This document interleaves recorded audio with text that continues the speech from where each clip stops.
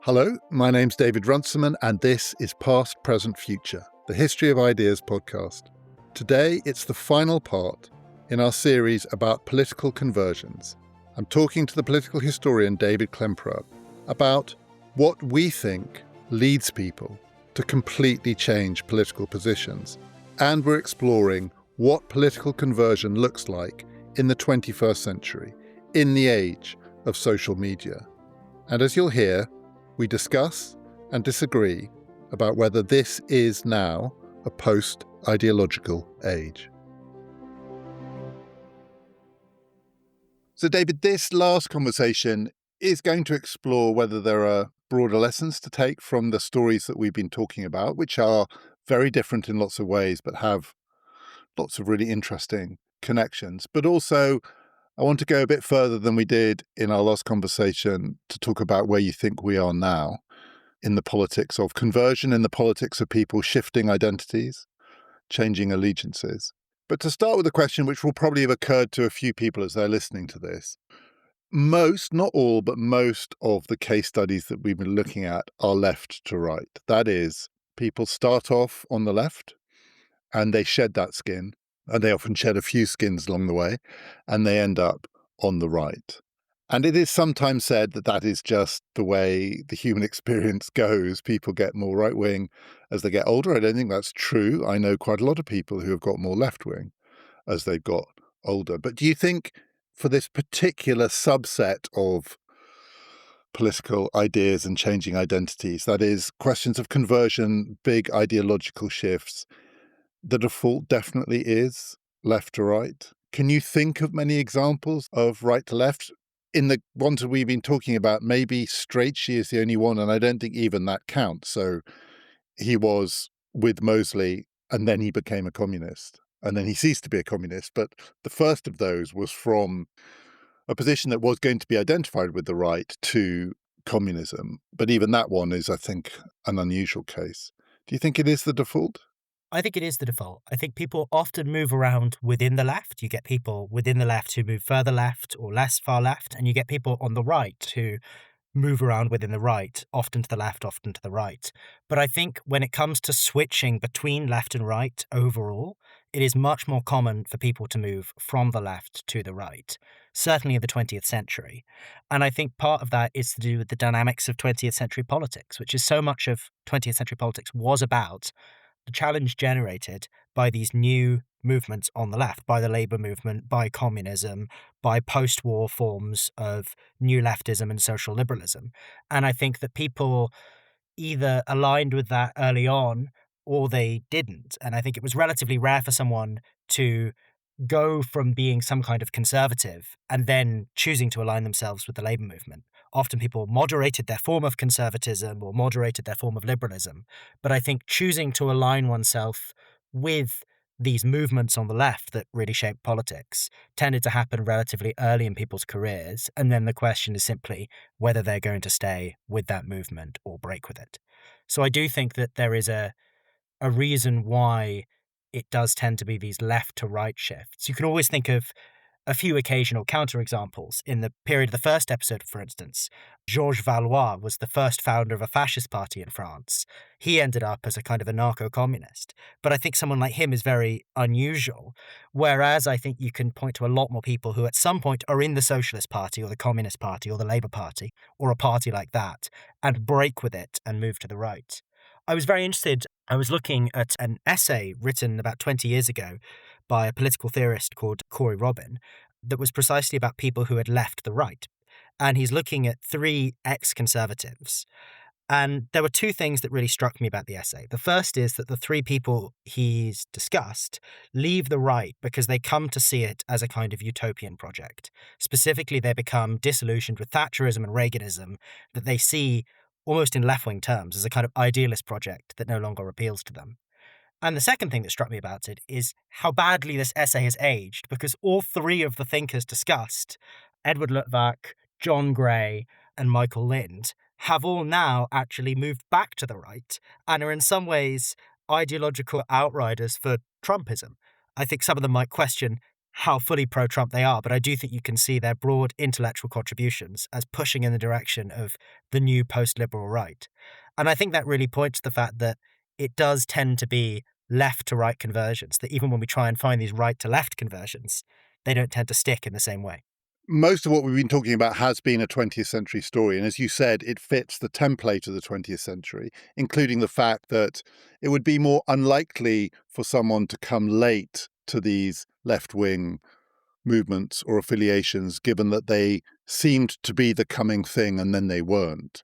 So it'd be quite odd to make the switch at the point when they weren't. But this was also the age of ideology. So these have been shifts, though some of the people we talked about, like James Burnham, are the beginnings of the thinking that post-ideology is the way to understand the world. But nonetheless, for most of these people, framing it as ideology is the way to make sense of what they're doing. And we are now in a post-ideological age, in some, not all respects, but in some respects, or at least those conventional 20th century ideologies are looking much, much harder to define and pin down. So as well as, is this a story that defaults left to right? Is this really the kinds of conversions that we're talking about, or the kinds of shifts that we're talking about, a function of the age of ideology? And the 20th century versions are somehow different. So John Gray is a good example in that I think in the 80s, from Thatcherite to further to the left, it's still just about in an era where you can think of this in broad left-right terms. And even if not purely ideological, these are blocks of ideas and there is a divide between them. I actually don't know I could say where John Gray is now. He's in lots of different places because there's a lot going on and he's positioning himself in a much more, seems to me, mid-21st century way in relation to a whole series of ideas where he sort of knows where he stands, but I'm not sure you can piece it all together in the way that you could when he was a Thatcherite. I think I disagree with the premise to some extent, in that I agree that what we've been talking about is a 20th century story, but I don't think we're now in a post-ideological age in almost any way. I think we have new ideologies, but I do think we're in a very ideological era, and I think that almost the period in the 90s and early 2000s when it looked like we might be in a post-ideological age, I think that has been replaced with the rise of new ideologies, and there's clearly a thirst out there for ideology, and I think we do have a new clash between new ideologies. And I think that the interesting question now is whether the new ideological configuration means we start to see new types of conversions. If the story of the 20th century was a series of challenges from the left, it might be that the story of the 21st century is a series of challenges from the right in the forms of new right wing populism, of post liberalism. I think someone like John Gray is pretty clearly aligned with, if not right wing populism, at the very least a kind of post liberalism. And I think one thing that has been interesting to see in recent years is the beginnings of the emergence of former right wing populists and former post liberals. To go back to someone we discussed in the last episode, Bill Kristol, the son of Irving Kristol, was a Republican and has now moved seemingly to the left as the result of his hostility to Donald Trump. You've seen other American conservatives make similar moves. Someone like Ian Applebaum, even, I think, has moved from a kind of conservatism to a kind of liberalism on the basis of hostility to what in some ways seems to be the new defining movement, which is right-wing populism, and how people situate themselves in relation to that. I do want to ask you about what you mean by ideology. I'm completely prepared to accept that calling this a post-ideological age is wrong. And yet these ideologies, and I want you to tell me what you think they are different. They feel more fragile, more like portmanteau ideologies. They are put together. They have bits that you can add on. They have bits that you can take away. They're positional, attitudinal, situational. Some of them are quite performative. Some are what drives the biggest divides, the biggest animus in contemporary politics revolves around individuals. So Bill Kristol is a never Trumper. Is that an ideology, being a never Trumper? It's a position, and it can be a very strongly held position with a whole set of commitments that go with it. But it's got some bloke's name in the title. I mean, I know Trotskyism has some bloke's name in the title. And I was about to say, if you were an anti-Stalinist, we'd see that as an ideology. I suppose I think an ideology is a configuration of ideas and attitudes that make a coherent belief system, and I do still think we have coherent belief systems that are clashing. So actually, maybe that's my point. So maybe it's not that it's got someone's name in it. Maybe never Trumper, anti-Stalinism.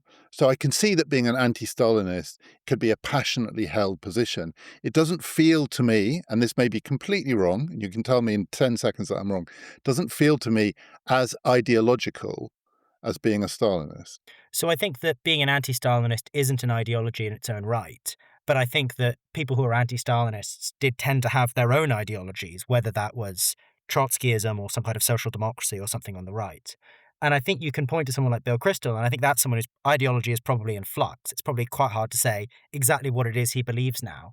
But I do think he is reacting against a new ideology on the right that he has decided that he cannot stomach and cannot accept. So where do you think the ideological divide is in politics in 2026? So let's talk about British politics. We can talk about America too. And I want to talk about an American example in a minute of someone who seems to me like a quintessential 21st century convert. But in British politics, in which there are definitely lots of strongly held beliefs by people who are in movements which display many of the signs of passion and commitment and even coherence that might be some of the conditions of ideology. And yet, when I look at the way British politics divides up in party allegiances, the way British politics divides up in the kinds of public figures that people follow, it just does feel more fluid than the 20th century examples that we were talking about. Of course, I kept coming back in our earlier conversations to what seems to me the pivotal event in the whole story, which is the Ribbentrop-Molotov Pact, which is a pretty good example of fluidity. The thing that should be impossible happens. And then you have to retrofit all your ideas to make it work if you're on the left, or abandon the left altogether. But the shock of that, the outrage of that, the sense in which something's happened which shouldn't be possible to happen, I find it quite hard to imagine what the 21st century equivalent of that event would be. If I discovered that Zach Polanski and Nigel Farage had signed an electoral pact to defeat the forces of the centre, would I react in the same way that people reacted in 1939? Partly the stakes are much lower. The Nazi-Soviet pact was potentially the end of the world, which the Polanski-Farage pact, which probably isn't going to happen, won't be. But maybe I'm wrong. Maybe I'm being too influenced by the fact that we just live in a faster moving world with a very different information environment. But it doesn't feel the same to me. I don't feel like these ideologies cohere in the same way. I think there's a question about the extent to which they're institutionally embodied in the way that they perhaps were in the interwar period or the immediate post-war period, and especially at the level of states. I think one of the defining things of the 1930s is you have a state in the Soviet Union that claims to be promoting a very distinct ideology and whose attitude to politics seems, until the Nazi-Soviet pact, to be ideological. And likewise, you have Nazi Germany, which is an ideological state. And I think today it is less clear that we have ideologies embodied by particular states. But within domestic politics around the world, I think you can see clear ideologies. And I think we're beginning to see this take place at a global level as well. I mean, the way I would see it is that we have a global contest between some kind of belief in egalitarian democracy on the one hand and nationalist oligarchy on the other. And I think we're beginning to see increasing cooperation between states on an ideological basis. I think that the American national security strategy, for instance, is an ideological document that envisages America acting in an ideological way in concert with ideological allies like Russia against the European Union, which they see as embodying an alternative form of ideological rule. So I do think we have these ideologies emerging in the domestic sphere and increasingly moving into the international sphere in much the same way as I think this was happening in earlier in the 20th century. And yet again, it seems to me one of the differences now is that the state that in some respects, not all, but in some respects, for many people in the West has come quite recently to embody the future is China. And if I was to give you examples of personal experience of people who seem to have gone through some kind of conversion in their political and world outlooks. I've much more often encountered people who were very skeptical about China, the Chinese model, partly for value-based reasons, maybe even ideological reasons. This is a communist state passing as something else. It's oppressive. It's highly coercive. And then they take a trip there and they come back and they are starry-eyed. And they are starry-eyed not because of the ideas, but because of the material reality, because they've seen cities that were built in a remarkably short period of time that work. They've seen an incredibly decisive political system that's able to take decisions that it feels like democratic societies in the West struggle with. And they, in my experience, never come back as ideological converts. They come back as people whose eyes have been opened to a kind of version of the future. And this is only accelerating in the age of AI, I think. They then see the dancing robots and they think, wow. But that, again, feels different. I'm not sure there's an equivalent of that in the 30s and the 40s, in the sense that people did sometimes go to the Soviet Union and think it was the future, or go to the Soviet Union and think it was a sham. Some people went to Nazi Germany and thought it was the future. People have often gone to America and thought it was the future. And maybe in the American case, they just thought because it works. But it doesn't seem to me it's comparable to those people who now believe in China in a way they didn't before. But almost none of them are fellow travelers. I don't think I know any fellow travelers of the Chinese Communist Party. Maybe I should get out more. But I know a lot of people who have completely changed their view of the ways in which China represents the future. I think that's fair, and I think this speaks to the way in which China is not an ideological state in at least its foreign policy behaviour and its attitude to the wider world. It's not the same as the Soviet Union was. There aren't parties around the world that are following the orders of the Chinese government and aiming to convert people to the Chinese system. But I don't think that means that these things aren't ideological shifts or that we're in a post-ideological age. I think you can think of regimes in the interwar period that people would visit and be very impressed by, and it would change their views of those countries and they'd think there were lessons, but that weren't trying to export their ideologies. So Ataturk's Turkey, for instance, lots of people would go there and think, gosh, this is a modernizing nationalist regime that has really succeeded at something. There are lessons here to be taken, but Ataturkism wasn't something that anyone thought they could do, with some other exceptions of states in the Middle East. But no one in France or Britain or America thought they could do Ataturkism. And so I think it's more that there are always states that are trying to export their ideologies and states that aren't. And today, China is not a state that is trying to export its ideology. But I don't think that necessarily means that we aren't in a ideological age, because I do think that much of the world now is engaged in a kind of ideological conflict. The United States of America under Trump is a state that is, I totally accept that, is trying to export an ideology, and it's creating strange alliances, as you suggested. But it's also an ideology, let's call it MAGA. You could say it's the national security strategy. You could say it's the Heritage Foundation version of this kind of conservatism. I'm not sure even if conservatism is the right word for it anymore. But at the heart of it, I can't think of a better shorthand, but there's something called the MAGA movement. And the MAGA movement is a personality cult, and it is also an ideology. It clearly involves a set of ideological commitments. One of the really interesting things about Trump 2.0 is the fractures that are opening up within the MAGA movement and the beginnings of people who are being accused of having gone through a massive volte-face. And what's interesting there is a lot of it turns on Israel. And we've been talking in the 20th century about a series of individuals and their journeys, to use that phrase, in which the Soviet Union is it's the thing around which so much of this story orients. Then the United States later on, but to start with, the Soviet Union, your attitude to the Soviet Union, which can shift very dramatically. People can fully believe in it one day and more or less have their eyes opened the next. Something like that is going on. I've spent this morning watching Tucker Carlson and Megyn Kelly talk about Mark Levin and Mark Levin talk about Tucker Carlson and Megyn Kelly. Not for this podcast, I just went down that rabbit hole, but then because we were going to have this conversation, it made me think of it. And actually there, I'm not sure how I would frame it in the language of ideology, but it reminded me a bit of the ways in which, in those accounts in The God That Failed, people had the faith and then they lost it. The sense, say, with someone like Tucker Carlson, who is an interesting and significant person, even if you think he's crazy, that he talks like someone who has seen the light, who's had the wool removed from his eyes, and now has seen what Israel is. And then the people who are attacking him are accusing him of treachery.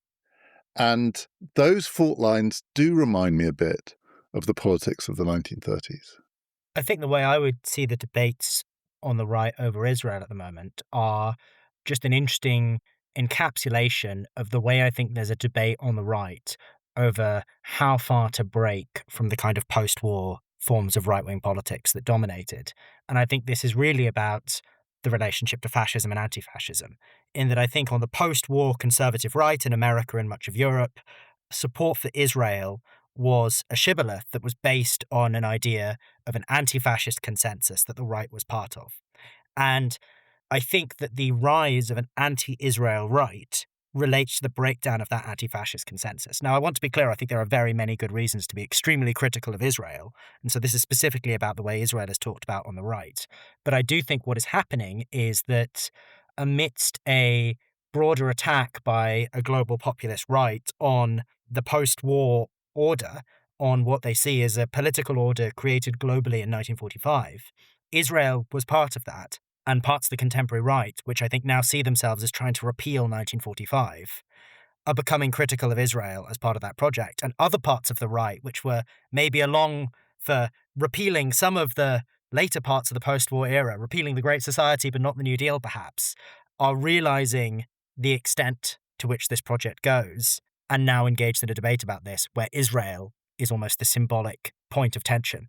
Could you see, I don't know if Tucker Carlson's the person to hook this question on, but I can't think of anyone else at the moment. I don't think it's going to be Megyn Kelly.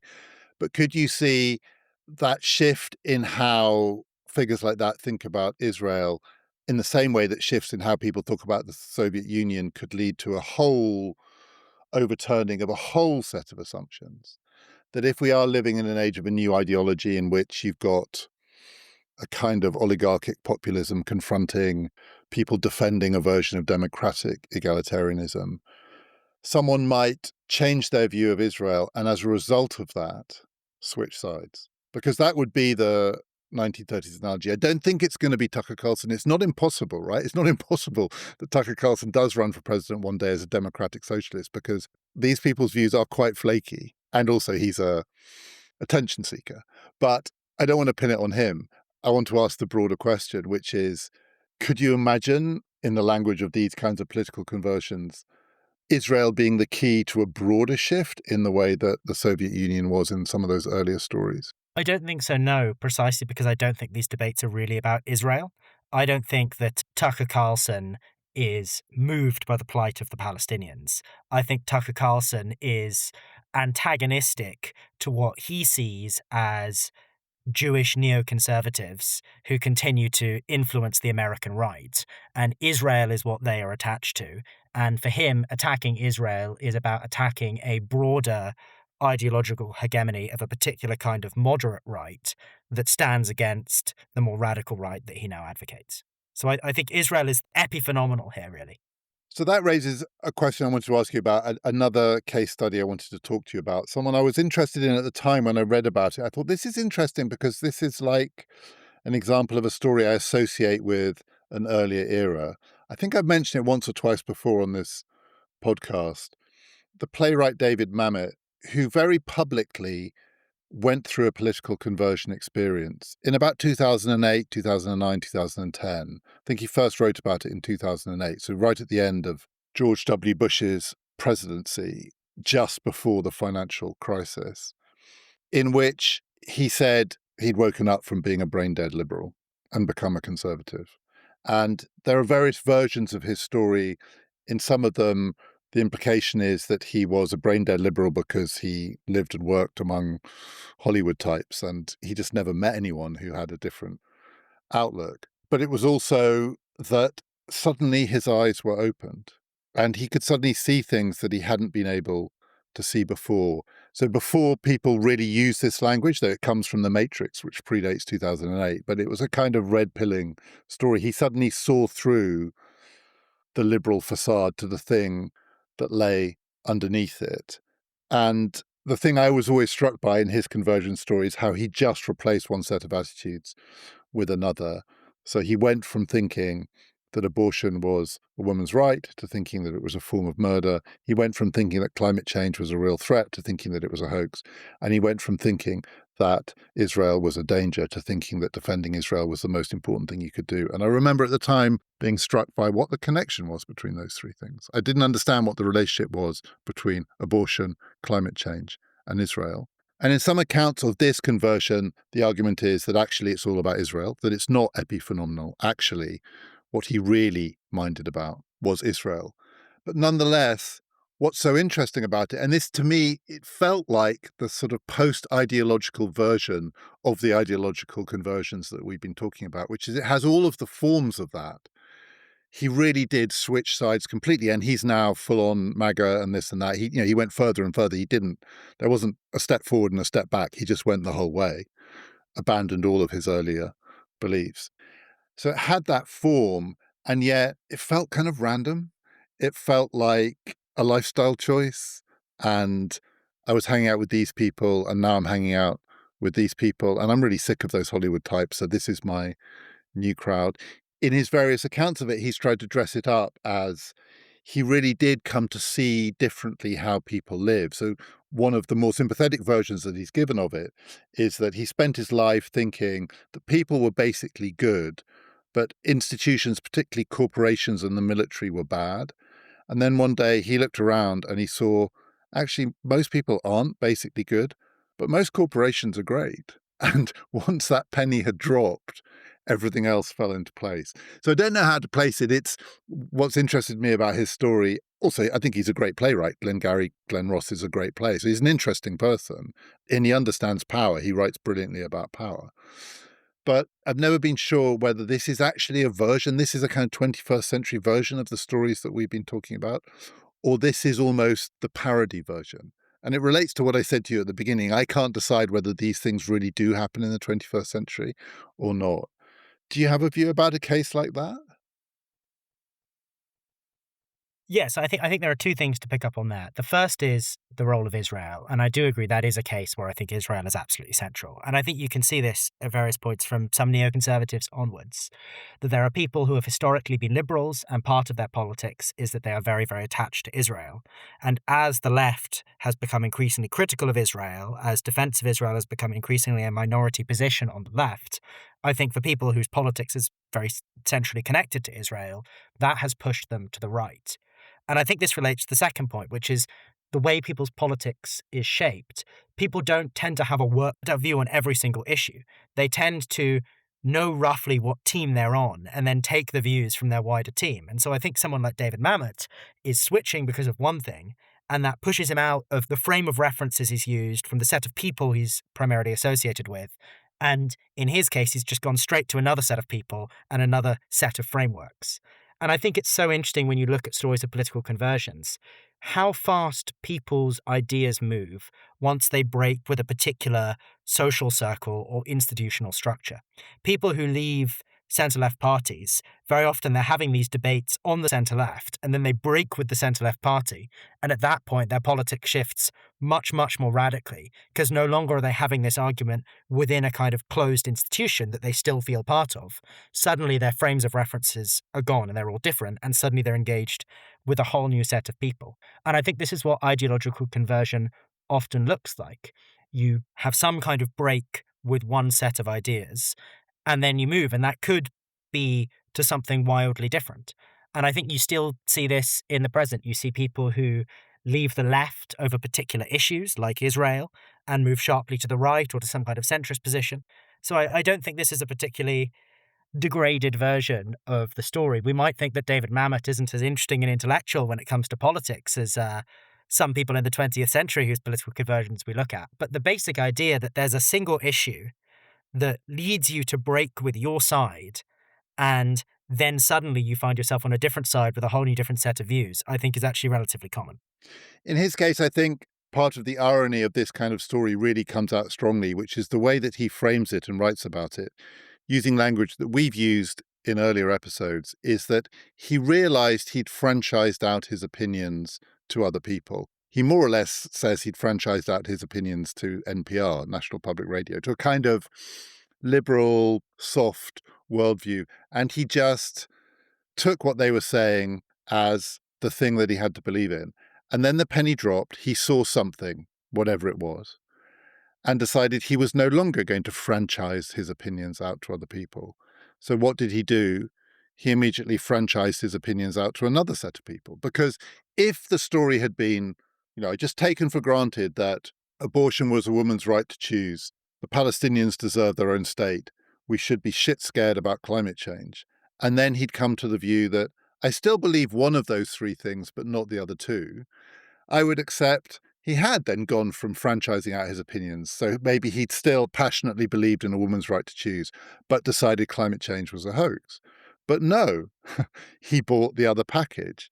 And yet, in his story, and I think it may be common in these things, the way he's framed it is he's gone from not being able to see things as they really are to seeing things as they really are for himself. The great moment for him is when he decided to do his own thinking for himself. And yet the result is, to someone looking at it from the outside, that he simply handed his thinking over to another group.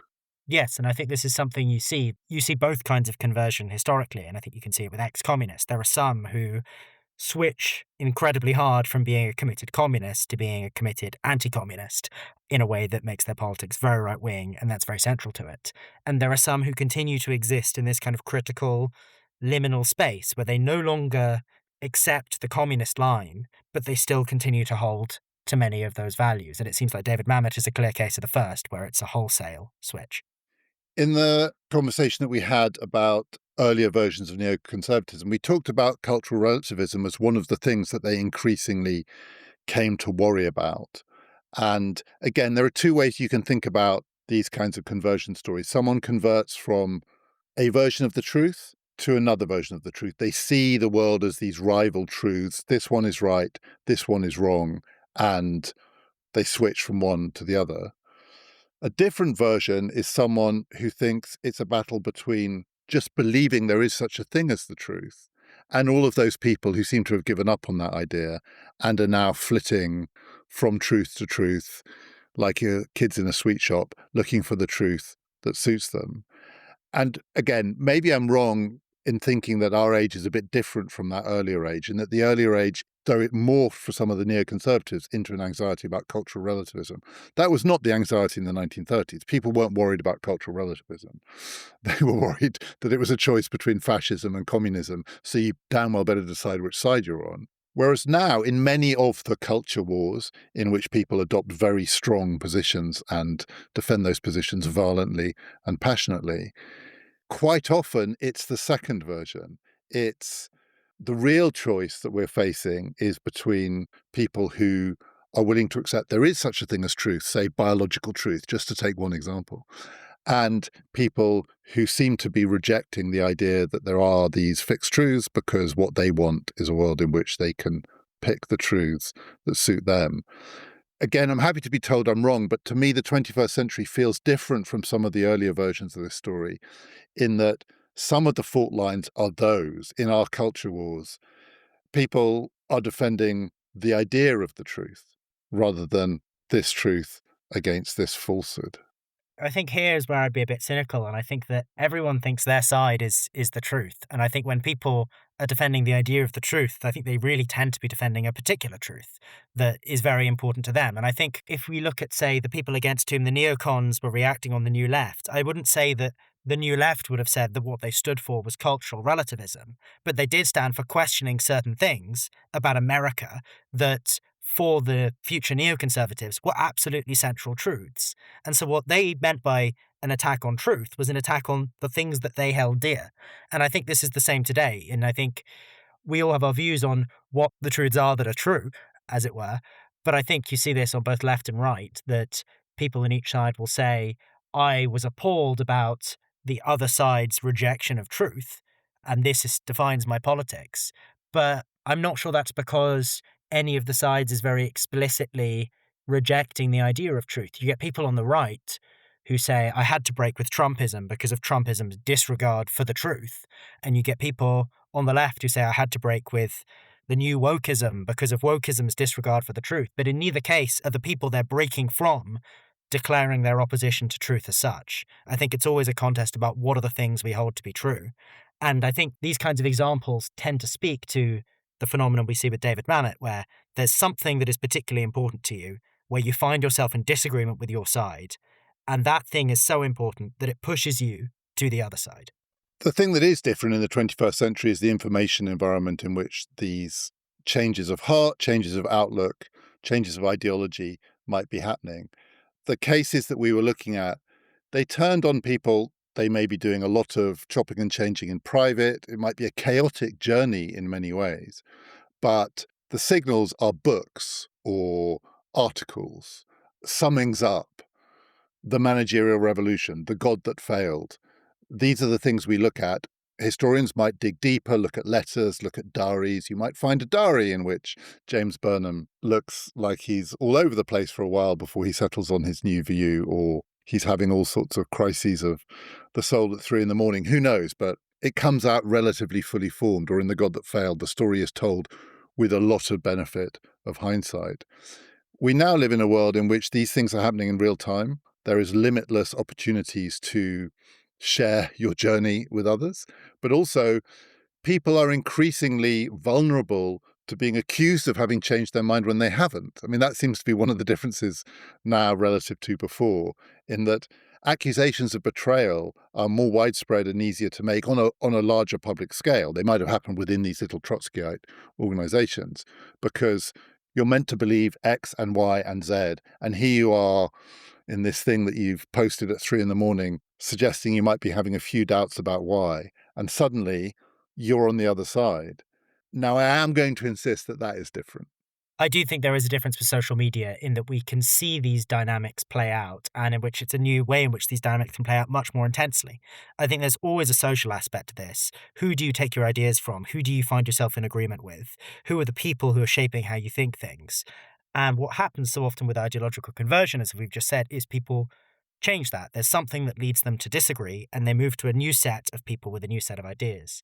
And something like Twitter lets us see this, and it lets us see how this works, because we can see the ways in which people clash with a group of people online, and the experience of having people they thought were on their side tell them they're wrong often pushes them to go, well, who does agree with me? And then they start paying attention to a new set of people, and they start adopting a whole new set of attitudes. And I think that what we can see as well from social media is how much people's political views are shaped by what the people around them seem to think and what seems to them like the normal thing to think for someone like them. The French far-right theorist Alain de Benoit, he had this idea of metapolitics, that the way you influence people was you shape their sense of what the normal is by shaping what they hear around them. And what we have in something like Twitter, now X, is a metapolitics machine, something where people scroll through and they see what all the people they follow, or these days, what the algorithm has suggested they might like, what they think. And I think what we've seen is that when people change who they follow, or when the algorithm changes and shows them different things, that often can have a very big effect on people's politics. And I think Twitter means these dynamics play out in public and they happen faster and we can see them. But in some ways, I think it is the same dynamic, just accelerated and visible and now mediated through these social media platforms. So if it's accelerated and visible and mediated through these social media platforms, is it the same dynamic in the sense that the thing that you just described, we're all shaped by our environment, we're all shaped by the people that we interact with, we're all shaped by our upbringing. These things remain true. And we're all shaped by our sense of who's on our team, what team we're on. I do think there's a Schmittian dimension here, which is that politics is about sides, and people's views change when they change what side they see themselves as being on. And Jonathan Haidt, in his book, The Righteous Mind, he directly draws the analogy with supporting a sports team. That's how people see the world, and people who support sports teams, interestingly, almost never change sides. I mean, it's one of the striking things about fandom, which is that there's less conversion stories that you hear, a Manchester United fan who then decided actually their life will only be meaningful if they support Liverpool. That doesn't happen very often, unless you're going to tell me it does. No, no, I wasn't. I was going to agree with that and actually bring up a quote by the neoconservative Midge Decter, Norman Podhoretz's wife, who was a very important anti-feminist, who was initially a kind of mainstream liberal, like the people around her, and becomes a neoconservative. And she has this fantastic line where she says, "At some point, I realized I had to take the side that I was on." And what had happened is her views had shifted, but it took time for her to finally accept that that meant that she had changed sides. And eventually she was forced to take the side that she was on. And I think that a social media age means that people take the sides that they're on much faster because it becomes much more apparent much more quickly whose side they're on. Because if you're on a social media app where there's constant argument, constant political conflict, people arguing, people dunking on each other, you can just immediately see who's on your side and who's not. And that's why I think we very often today see a lot of very radical political transitions play out on social media. But that's the point that I think I wanted to make, which is I decided I had to be on the side that I was on. And as you said, the word you used, that this was a slow realization, and that side was pretty fully formed. The process that you described, which is you're with your crowd and then you feel a sense of alienation. So you go online, and the thing that you feel alienated from them about, you then look for the people and can find the people who agree with you about that thing. And then you can establish a new configuration around that. Now, it may be that in that new configuration, you will find a set of attitudes that weren't your previous attitudes, and therefore you might find yourself adopting those. But that feels to me not just a quicker process, but actually a more fragile process, that these things can form and break up and form and break up in a wider range of ways than some of the examples that we've been talking about in this series, where you are moving from relatively set positions to relatively set positions, positions that themselves have evolved over time. There are definitely network effects at work in all of these stories, right? The Communist Manifesto becomes the Bible of a certain political outlook because of network effects. Past a certain point, if everyone's reading it, then everybody has to read it. But that feels to me like a slower and, in a way, harder to shift form of this than looking for the new people who might share the thing that you now think that you think, and then exploring your way through that new world, new configurations, reconfigurations, things building up and breaking down much faster. It doesn't feel the same to me. I think that these things happen faster, but I don't think they tend to get undone faster. I can't really think of that many examples of people who've gone round in massive circles, for instance. I can think of lots of people who've moved from left to right or right to left. And again, I think it is more often left to right in very dramatic ways, but I think it's rare that I've seen them come back. And that suggests to me that it's not a case of endlessly forming and reforming different political allegiances, but it is still that classic model of something pushes you to break with your side, and then possibly there's a period of flux, and then you end up on a new side. And I think that part of this is to do with what I would see as the very ideological nature of our overall politics, which is I do think that across the world there is this rising force that we might call right wing populism. I know that people use different terms for it, but I think that's a relatively safe one. And when people decide that that is their side, I don't think there are that many examples of belated converts to right wing populism who then convert back. Likewise, I think that there aren't that many examples of people who maybe start on the right and become anti populist and then re become populist. I think that the kind of existence of a central ideological division does still shape these things. And so, even though the conversions can play out in this social media way, I think ultimately they get locked in quite a fixed way. There is, of course, another divide, and we've touched on it in earlier episodes too. All the people who don't behave like this at all, not because they are so convinced that their side is right, but because they don't care. They don't think in these terms. They spend their lives doing other things. They're not intellectuals. They're not interested in politics. Ordinary people. And in the stories we've been telling, we've been very clear this is a very particular type that might go through this kind of journey. These are intellectuals, these are bookish people, these are often writers, and they have a certain view of themselves, and they often write that view of themselves out. They are not typical. And it is still true that the people who go through these ideological conversions online are the minority. Most people are not on Twitter, as David Cameron, I think, said. The most important rule in politics is that Twitter is not life. That's still true, even more so now that it doesn't even exist anymore. and it's X. Blue sky is definitely not life. Most people are not doing this. Most people are not engaging in politics in this way. But the thing that may be different, and this is a slightly different kind of argument than the one I was making earlier, which is now is not as intense as then or is not as ideological as then, there is more of it. I mean, there is definitely more of it. It was not just a niche activity back in the 30s or 40s. It was only available to a very small group of people to even have this kind of experience. And actually, I was thinking, reading The God That Failed, one of the ways in which there's a selection effect at work here, which means these people are not typical, is they survived. They renounced communism and Stalinism, some of them inside the Soviet Union to start with when they were doing it. These are the survivors' stories apart from anything else. So this is a very, very small set. Whereas now, actually, it's almost like a spectator sport. It is a widespread thing. And it's more democratically available. If you want to have an ideological conversion, this information environment means that if you are the kind of person who's tempted, it's available.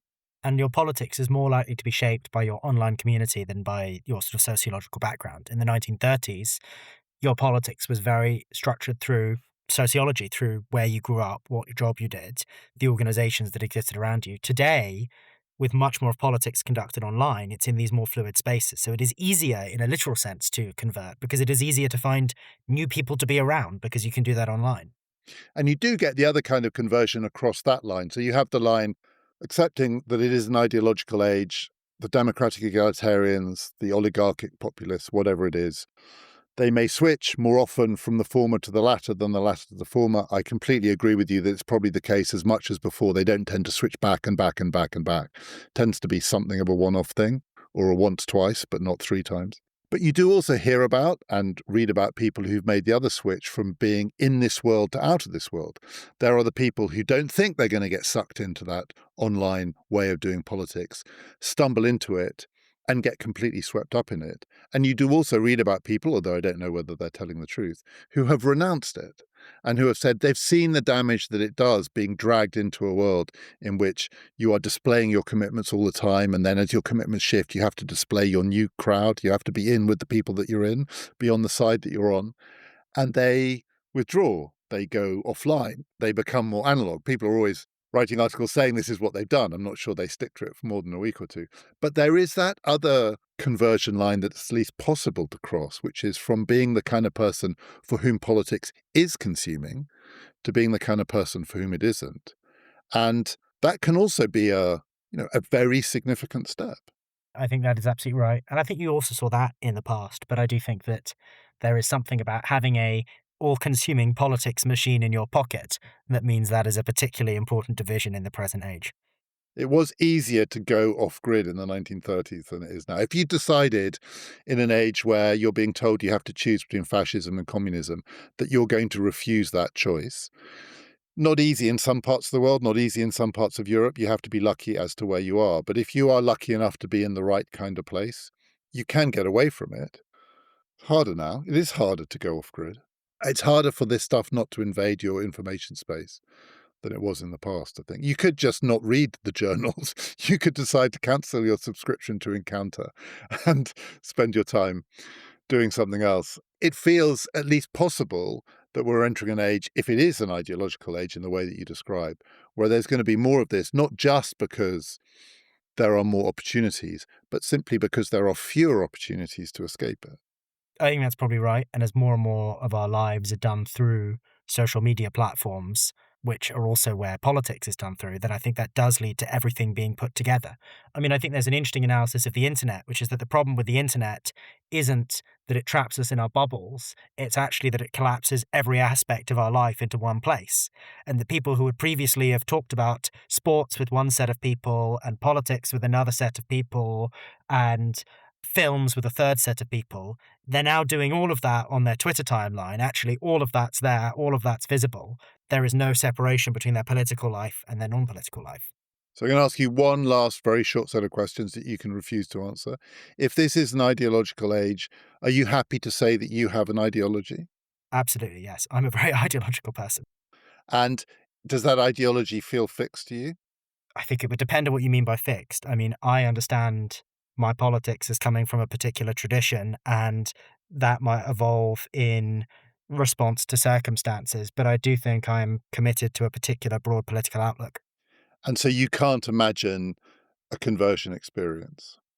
So I think I can, because I've thought about this a lot, and I'm interested in looking at these kinds of figures. And very often when I have been reading about the lives of people who have switched their politics, I have thought about the things that drove them to do it. And I think that at this point, I would be surprised if I had a big political conversion. But looking over my life, I can see lots of points when it would have been very easy to have had a political conversion, and points when I did get into conflicts or felt myself opposed to particular issues within my broad side. And I can see how that could have driven me to change my politics quite radically. And it's often been interesting thinking about that when engaging with people who did convert. So I think that I'd be surprised if I had a big political conversion now, but I can absolutely see all kinds of branching paths out where things could have been different and I could have ended up in a different political place to the one I'm in now. And we'll chat back in 40 years. As I mentioned last time, the next film in our film season at the Regent Street Cinema in London is coming up soon. It is on Friday, April the 17th. I'm going to be talking to Biban Kidron about the South Park movie. South Park, bigger, longer, and uncut. And next time, in our regular slot, we're going to be putting out the first of those conversations. The first film in our series was Whit Stillman's wonderful Metropolitan. And I'm discussing it with someone who has said often that it's his favourite film, the writer and journalist James Marriott. That's next time, and then, after that, a new series which touches on many of the things we've been talking about on PPF in the last weeks and months, which we're calling Orwell's War. Do join us for all that. This has been Past, Present, Future.